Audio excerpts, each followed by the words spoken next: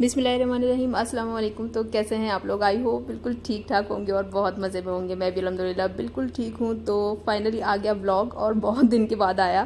तो खैर बस थोड़ी सी उलझन, थोड़ी सी परेशानियाँ। और अगर आपके अगर आप पेरेंट्स हैं तो अगर आपके बच्चों की तबीयत ठीक नहीं है ना तो फिर आपका किसी काम में दिल नहीं लगता। और अगर आप बच्चे हैं और अगर आपके पेरेंट्स की तबीयत ठीक नहीं है तब भी आपका किसी काम में दिल नहीं लगता। तो बस ज़िंदगी है और ज़िंदगी में ये सारी चीज़ें चलती रहेंगी और उसी के साथ ये ज़िंदगी भी चलती रहेगी। तो आज की वीडियो थोड़ी सी स्पेशल है जो कि है बच्चों के हवाले से। और इसमें हम बच्चों को डिस्कस करेंगे या कह लें कि हम अपनी पेरेंटिंग को डिस्कस करेंगे। क्योंकि जब हम माँ बाप खुद बन जाते हैं ना तो हमें एहसास होता है कि हमारे माँ बाप की कितनी मेहनत लगी हुई है हमारी ज़िंदगी पे। क्योंकि माँ बाप की जो पूरी ज़िंदगी होती है ना वो सिर्फ़ और सिर्फ उन्होंने अपने बच्चों पे लगा दी होती है। सोच के देखेंगे ना अगर ये बात तो बिल्कुल सही लगेगी आपको। जब आप खुद अपने बच्चों की परवरिश कर रहे होते हैं ना तो आपको इस चीज़ का एहसास बहुत अच्छे से हो जाता है। तो आज की वीडियो में हम डिस्कस करेंगे कि अपने बच्चों पे थोड़ा सा एक्स्ट्रा ध्यान देके ना हम बहुत हद तक अपने बच्चों को आज के इस दौर की उल्टी सीधी बातों से या ये कह लें कि मोबाइल से और स्क्रीन से और बहुत सारी चीज़ों से कुछ हद तक अपने हिसाब से चला सकते हैं। पूरी तौर पे तो नहीं कह सकते क्योंकि आजकल सारे ही बच्चों को स्क्रीन चाहिए, सारे बच्चों को फ़ोन चाहिए, देखना होता है, गेम्स भी खेलने होते हैं। लेकिन बहुत हद तक अगर आप अपने बच्चों पे थोड़ा सा एक्स्ट्रा ध्यान दे लेना तो अपने बच्चों को आप अपने हिसाब से और सही तरीके से करने की कोशिश कर सकते हैं। और बाकी अपने अल्लाह से दुआएं कर सकते हैं और दुआओं से तो मुझे लगता है कि सब कुछ ही मिल जाता है। तो खैर हम बस सबसे पहले ना अपने बच्चों को थोड़ा सा दीन पर लेकर आएँ। पूरी तरह से नहीं ला सकते, एकदम से नहीं ला सकते, लेकिन धीरे धीरे थोड़ा थोड़ा सा ना हम बच्चों को दीन सिखाते जाएंगे ना। स्कूल के साथ साथ जैसे हम बच्चों को स्कूल भेजते हैं ना तैयार करके, सुबह सही टाइम पे उठाना, फिर उनको पढ़ने बिठाना और फिर उनको बताना कि अब पढ़ाई का टाइम हो गया है, अब ये करना है। तो उनको थोड़ा सा बताना है कि नमाज का टाइम हो गया है। और बताना भी नहीं पड़ेगा, अगर आप खुद नमाज पढ़ेंगे ना तो आपके बच्चे सारा दिन में एक नमाज तो पढ़ ही लेंगे बिना कहे। आज ये बच्चों को एक नई चीज़ बताई हमने, बेटी को तो मुझे पता है पहले से। और आज ये बच्चों ने अपना गुल्लक तोड़ाया ना तो बड़े पैसे निकले थे इसमें से और बड़े खुश हो रहे थे बच्चे। तो इनको बताया गया कि इसमें से कुछ ना कुछ तुम्हें देना है और जो भी तुम देना चाहो वो पैसे अलग कर दो। हमने अपने हिसाब से नोट उठा के दिए थे तो हमने फिर वही अलग कर दिए थे और बच्चों को थोड़ा सा सदक़े के बारे में समझाया, बताया। तो मुझे लगता है कि अब जो बता दिया ना अब कभी कुछ बताने की ज़रूरत नहीं पड़ेगी इंशाल्लाह। और बच्चे समझ जाते हैं जब आप समझाते हैं उन्हें।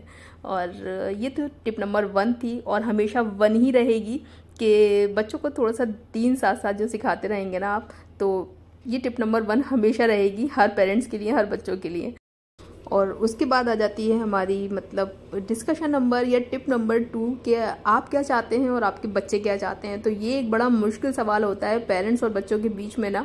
और बड़ी मुश्किल सी बात होती है कि बच्चे कुछ चाह रहे होते हैं और पेरेंट्स कुछ चाह रहे होते हैं। तो हम तो पेरेंट्स हैं तो हमें वो चाहना चाहिए जो हमारे बच्चे चाहते हैं। उसका तरीका वो होना चाहिए जो आप चाहते हैं। क्योंकि तरीका जो माँ बाप चाहते हैं, जो माँ बाप सोचते हैं ना बच्चों के लिए, वो बेहतरीन होता है। क्योंकि अल्लाह ताला ने माँ बाप को बनाया ही इसलिए कि वो अपने बच्चों की सही तरीके से रहनुमाई कर सकें, उनको प्रोटेक्ट कर सकें, उनके फ्यूचर के अच्छे और सही फैसले ले सकें। और माँ बाप के किए हुए फैसले ये समझ लें कि अल्लाह ताला के फैसले होते हैं जो माँ बाप से करवाते हैं अल्लाह ताला। साथ साथ वीडियो में जो हो रहा है वो भी मैं आपको बता दूं कि अब ये आ गई है रेसिपी। तो बच्चों की स्पेशल वीडियो है आज, तो बच्चों वाली ही रेसिपी मैं आपके साथ शेयर कर रही हूँ। ये ऐसी रेसिपी है कि अगर ये आप बना लेंगे ना तो बच्चे आपके सारा दिन बड़े खुश घूमेंगे। और मेरे बच्चे तो पूरा दिन इतने खुश हो जाते हैं ना सुन के कि आज मैगी कॉकटेल बन रही है। और बहुत सिंपल सी ज़बरदस्त, बस आपके दीवाने हो जाएं ऐसी वाली रेसिपी है ये। और बहुत इजी सी है। तो कुछ नहीं करना, आपको थोड़ा सा ऑयल डालना है। मैंने ऑलिव ऑयल डाला था और बस उसमें प्याज कट कट के डाल दी। और जितनी भी सब्जियां आपके बच्चे खा लेते हैं ना वो सारे डाल दीजिए। तो मैंने तो शिमला मिर्च और टमाटर ही डाले थे। और ये जितने भी टाइप का पास्ता होता है ना मैं सारे अलग अलग पैकेट मंगाती हूँ, फिर इनको सबको ना मिक्स करके एक डिब्बे में करके रखती हूँ। तो बस टेस्ट में कुछ फ़र्क नहीं पड़ता लेकिन देखने में बहुत अच्छा लगता है अलग अलग टाइप का पास्ता ना। और पास्ता और मैगी ना आपको एक साथ बॉईल कर लेनी है और मैगी मसाला जो होता है वो भी आपने उसी में डाल देना है। बहुत ज़्यादा आपको थोड़ा सा सूप वाली बनानी है ना तो पानी थोड़ा ज़्यादा रखना है। और आपको बिल्कुल एकदम ड्राई वाली बनानी है तो पानी फिर कम रखना है। तो मैंने आज ये ड्राई वाली बनाई थी। मैं सूप वाली भी बनाती हूँ जिसमें पानी थोड़ा सा ज़्यादा होता है। तो बस उनको बॉईल करके ना और जब ये सब्जियां हल्की सी पक जाएं तो ये सारी चीज़ें फिर उसमें डाल देनी है बॉईल करने के बाद। उसके बाद आपके पास जितने भी सॉस फ्रिज में रखे हैं ना वो सारे इसमें डाल देने हैं। मैंने इसमें डाला था soya sauce, red chilli sauce, green chilli sauce और टमाटो सॉस, सारे ही मैंने इसमें डाल दिए थे। और उसके बाद ये मेरे पास ऑलिव्स रखे थे तो ये भी डाल दिए थे। ऑलिव्स से ना बहुत अच्छा और एकदम खट्टा सा टेस्ट आता है, तो ये अगर आपके पास हो तो ये ज़रूर डाल दीजिएगा। देखने में भी अच्छी लगती है, टेस्ट भी बहुत अच्छा आता है। उसके बाद आपने इसमें बस ऊपर से डाल देना है चिली फ्लेक्स, ऑरिगेनो, और अगर आपके पास मिक्स हर्ब हैं तो वो भी डाल दीजिए। ये मसाले के पैकेट आते हैं ना अलग से, वो भी मैं इसमें डालती हूँ। तो जितना मसाला आपको पसंद हो आप उतना डाल सकते हैं। मैं मतलब इतनी क्वांटिटी में मैंने 2 पैकेट डाले थे, क्योंकि थोड़ा सा स्पाइसी होना ही तभी अच्छा लगता है। तो बच्चों को भी पसंद आएगी और बड़ों को भी ये बहुत पसंद आएगी रेसिपी, क्योंकि हम लोगों को भी ये बहुत पसंद है। तो बस इसी के साथ हम अपनी मैगी कॉकटेल को सर्व कर लेते हैं और हम डिस्कस करते हैं अपने टिप नंबर 3 को। ये हम सब जानते हैं, हमने बहुत दफ़ा सुना है, पढ़ा है, मतलब देखा है, हम लोग करते भी हैं कि बच्चों के साथ हमें दोस्ती का रिश्ता रखना चाहिए, मतलब बच्चों के साथ फ्रेंडली होना चाहिए, हमें उनको अपना दोस्त बनाना चाहिए। हाँ, ये बात बिल्कुल सही है कि बच्चों के साथ हमारा रिश्ता दोस्ती वाला ही होना चाहिए, लेकिन दोस्ती वो ऐसी होनी चाहिए जिसमें मतलब अम्मी कहती थी हमारी कि एक आंख मोहब्बत वाली और एक आंख थोड़ी सी सख्ती वाली। तो इसी तरह का रिश्ता हमने देखा है अपने पापा के साथ हमारा, मतलब हमारे पापा हमारे लिए कुछ भी कर दें और मतलब उनका सब कुछ ही उनके बच्चों के लिए ही था। सारे पेरेंट्स का ही होता है, लेकिन हमें ये भी पता था कि जो गलत चीज़ें होती हैं, जो गलत बातें होती हैं, वो हमें पता होता है कि हमारे पेरेंट्स को क्या नहीं पसंद, और पेरेंट्स को वही चीज़ें नहीं पसंद होती जो बच्चों के लिए अच्छी नहीं होती। तो फिर हम वो नहीं करते, हमें हमारे अंदर वो लिहाज और वो थोड़ा सा हल्का सा डर हमेशा रहता है, और वो रहना चाहिए। दोस्ती बच्चों से ऐसी नहीं होनी चाहिए। मतलब अभी रिसेंटली मैंने कुछ ऐसा देखा है, ऐसे केस देखे हैं कि मतलब बच्चे फिर इतने ज़्यादा फ्रेंडली हो जाते हैं कि वो माँ बाप को माँ बाप ही नहीं समझ रहे होते, मतलब उन्हें किसी चीज़ का डर और लिहाज कुछ नहीं होता। तो ऐसी मोहब्बत बच्चों से करें, ऐसा दोस्ती का रिश्ता बनाएं कि उसमें बहुत ज़्यादा प्यार और हल्की सी सख्ती होना, का रिजल्ट ना आपको उनके बचपन में और उनके बड़े होने तक और उनके बहुत बड़े होने तक भी ना हमेशा पॉजिटिव और बहुत अच्छा मिलेगा। अब आ जाते हैं हम अपने डिस्कशन नंबर 4 की तरफ, कि हम बच्चों से इतना प्यार करते हैं ना कि हम उनसे कुछ कराना ही नहीं चाहते, कि हम चाहते ही नहीं कि हमारे बच्चे कुछ काम करें, क्योंकि हमारे यहाँ तो मेड आती है, वो सारा काम कर देती है। हम ही कौन सा बहुत ज़्यादा काम करते हैं कि जो हम अपने बच्चों से काम करवाएंगे। लेकिन नहीं, ऐसा नहीं होना चाहिए। बच्चों को ना थोड़े थोड़े काम की आदत होनी ही चाहिए, मुझे लगता है। और मैं बच्चों से जब कुछ ना कुछ काम करवा रही होती हूँ ना, कि कभी उनकी ड्रॉर ठीक करवा रही होती हूँ, कभी उनकी अलमीरा ठीक करवा रही होती हूँ, तो हस्बैंड कहते हैं तुमने तो कभी नहीं किया, तुम बच्चों से करवा रही हो। तो यही वजह है कि मैंने नहीं किया, या मेरे पेरेंट्स ने मतलब मुझसे इतना ज़्यादा काम नहीं लिया ना, मैं उनके लिए इतना ज़्यादा कुछ कर पाई।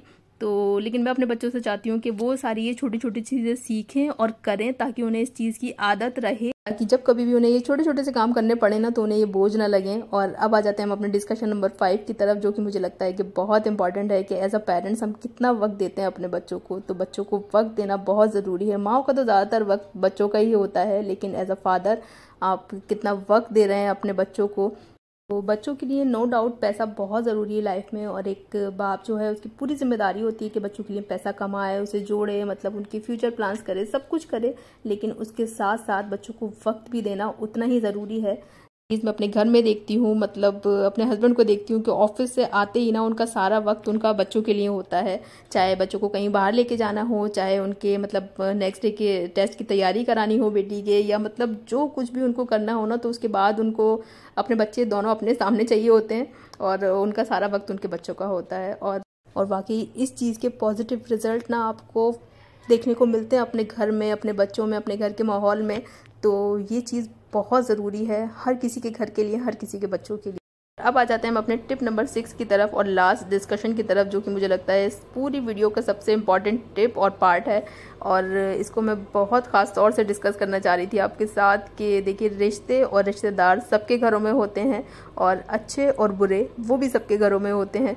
तो लेकिन आपको उनको अपने बच्चों के सामने कैसे रखना है, क्या सिखाना है अपने बच्चों को, क्या नहीं सिखाना, क्या बताना है, क्या नहीं बताना, ये सब कुछ डिपेंड करता है उनके पेरेंट्स के ऊपर, ख़ास तौर से माँओं के ऊपर। क्योंकि मुझे लगता है कि फादर्स का तो इतना ज़्यादा रोल नहीं होता, कहीं कहीं जहाँ होता होगा तो वहाँ और भी ज़्यादा टॉक्सिक माहौल होता होगा मुझे लगता है, लेकिन नहीं होता जहाँ तक मुझे लगता है।